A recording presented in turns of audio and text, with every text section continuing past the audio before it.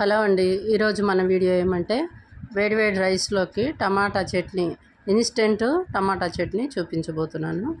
ఇక్కడ టమాటాలు 1/4 కిలో టమాటాలు తీసుకొని కట్ చేసుకొని మిక్సీ జార్లో వేసుకొని, కొద్దిగా చింతపండు, కొద్దిగా వెల్లుల్లి, ఒక సగం ముక్క ఉల్లిపాయ, 2 స్పూన్ల కారం, 2 స్పూన్ల ఉప్పు, సాల్ట్ వేసుకోవాలి తగినంత.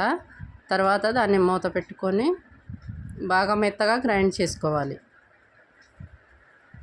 ఈ విధంగా గ్రైండ్ చేసుకున్న తర్వాత ఒక గిన్నెలోకి తీసుకోవాలి. ఇప్పుడు స్టవ్ వెలిగించి గిన్నె పెట్టుకొని ఆయిల్ వేసుకొని ఆవాలు, జీలకర్ర, మినపప్పు, పచ్చిశనగపప్పు